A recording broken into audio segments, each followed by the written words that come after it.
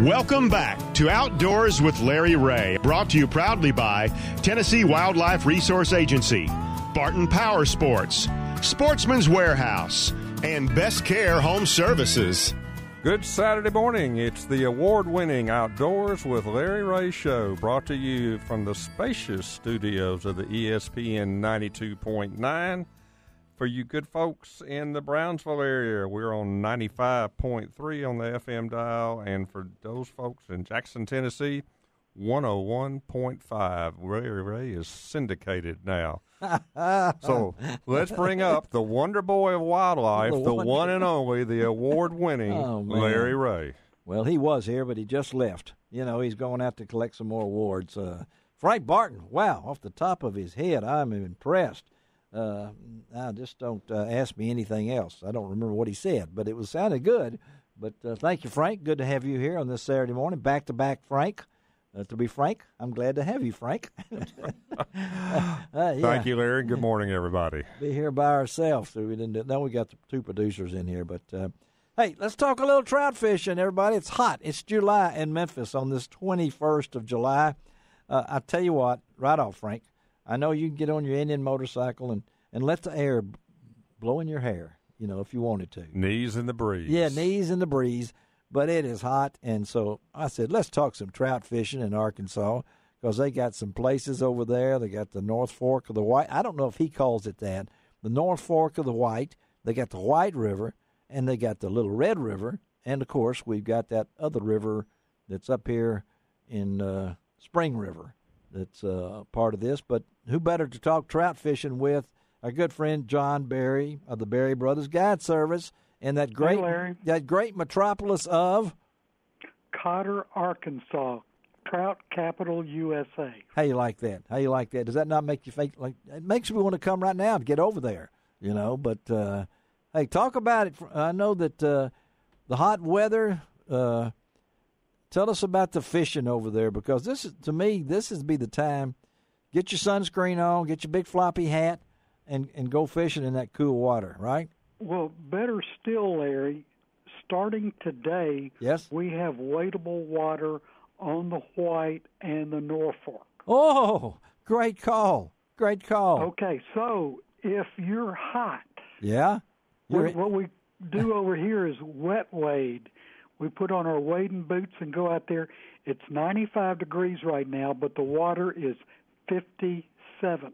Is that not? No, I just feel good. Just now, you talk about cooling off. Would you say that one more time? The air temperature is 95. The water temperature is 57. Oh man! Oh. Okay, I'm stunned. To get any colder than that, you'd have to put it in a Yeti. Yeah, you would. But so, what about fishing in July? I mean, I know everybody says, well, the fall's a great time, and it is. Great winter fishing, you know that. I caught some of my biggest fish with your late brother, so I know all about that. But talk about fishing in July. We know the water temperature. I sent out a brief story with my report last week. Yes, I read it. About a day I had. Yeah. Uh-huh.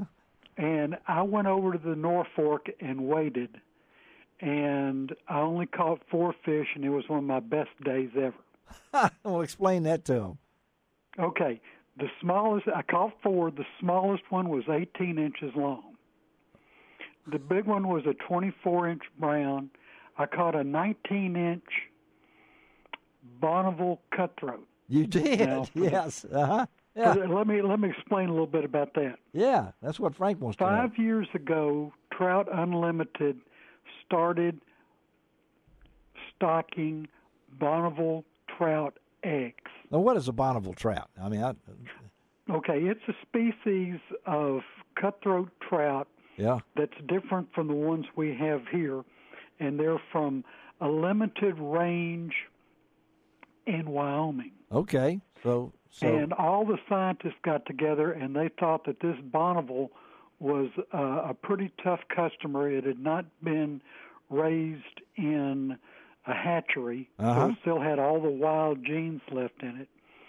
And we hired Dave Whitlock to come over and show us how to plant eggs. Well, he knows how to do that. That's for sure. Now, Whitlock was the guy that originally put together the brown trout egg planting in the White, the Norfolk, and Little Red rivers. Yes, he did. Which, 14 years after inception, created a world record. That's right. Yeah.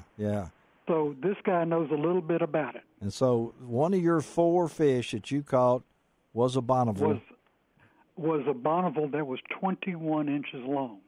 So how long do you think that fish has been in the river?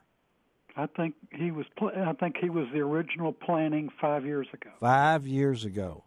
Wow. So what I'm saying is that planting, I mean, these trout eggs are like tiny.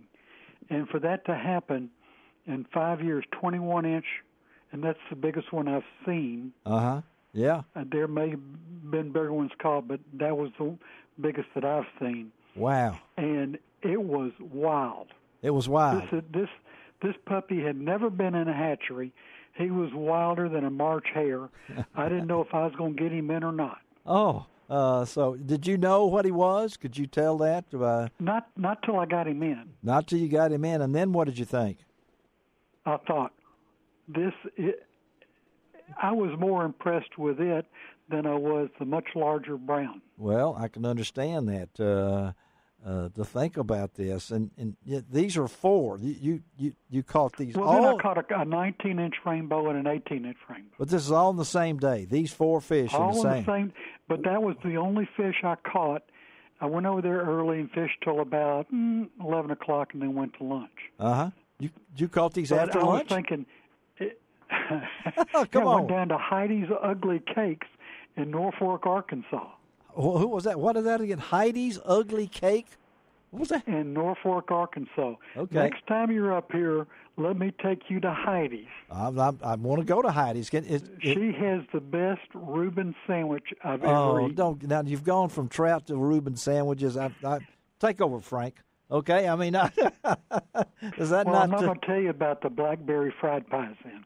I'm coming too. Yeah, Frank's coming too. I'll be on the back of his Indian motorcycle in the little trailer. But hey, again, we're talking to John Berry, the Berry Brothers Guide Service out of Cotter, Arkansas, about this fabulous day. So when did you do this?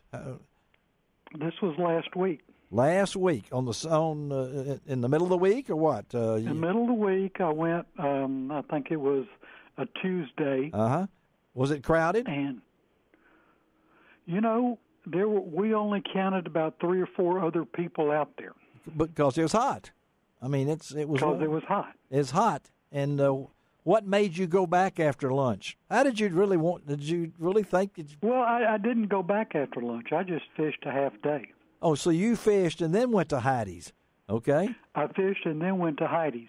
Now, Heidi's is one of those places that You're going back to stand too much on ceremony. You can go in there and your waiters and nobody will raise their eyebrow. Okay. Well, they probably with mine because mine have probably got holes in them. No, so that's you've been fishing a long time. I know your brother got you into this, and I know your late brother Dan. And to have a day like hear this, folks. This is July. And it's the only 4 fish he caught, but when you measured them all together, that sounds like about over 50 inches of fish. I mean, I'm not quick on math right here, but it was more like 70. But who's counting? Who's counting and everything? And so, and you can go. Don't you have that posted someplace on your website or something that you can read that report? I know I had it, and it's.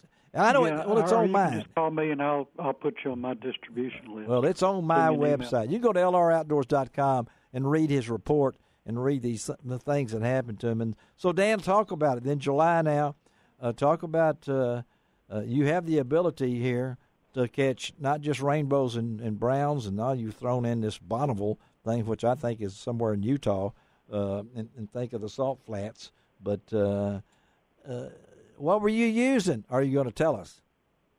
Oh, I caught them all on a fly called Ruby Midge. Ruby Midge, okay. Not to be confused with Ruby. It's 18. It's a tiny little fly. Very tiny. So did you catch all 4 of them on that same? All 4 on the same fly. Wow. Now, so you have witnesses for this. I mean, I trust you, but this sounds like an impossible dream. Well, I have photos of the two big ones. Would you email me photos of those? I want to see that. Okay. And I can post it on my website because there's people out there saying, I want to see that. I want to see that. And my only disappointment was here it comes. that I didn't catch a brook trout, and then I would have had the Grand Slam. Whoa, I didn't think about that. One more and the brook trout.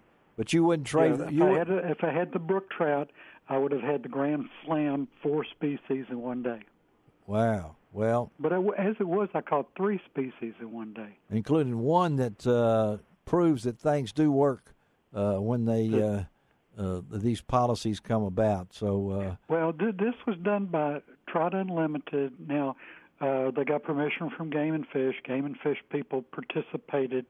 It was all on the up and up. It wasn't some strange introduction of some unwarranted or unauthorized species. Okay. Well, tell us now. We don't have much time. Where did you catch these? All in the same area? These 4 in the same? I caught them in the catch and release section of the Norfolk River. Oh, that's a wonderful place. Yeah. And I hear mean, it is. Now, last year, the Norfolk had a really tough time. They had that 500-year flood up on the North Fork of the White, which is the river above the lake. Which is what below the dam, it's called the Norfolk Tailwater. Okay. People, I know that, to let people know that. All right, I got to go. You did great. Tell the people how to get in touch with you. www.berrybrothersguides.com. And that's Berry. You go to that, folks. BerryGuides. Okay, got that, folks? Or just Google up John Berry Fly Fishing. I'm there. You're there. John, I appreciate you, buddy. Boy, you made my day. What a story. Thank you for calling, and we will stay in touch, okay? Okay, bud. Thank you. Bye. Wow. All right, we got to get out of here. He said those are in the catch and release area. That means them fish are still up there. Oh, yeah. Let's go they're get still them. there. Let's go get them. Yeah, go get them. Yeah, get your... Wow. All right. Take a break. Come right back and talk a little bit more fishing. Frank Barton's in the studio with us on Outdoors with Larry Ray.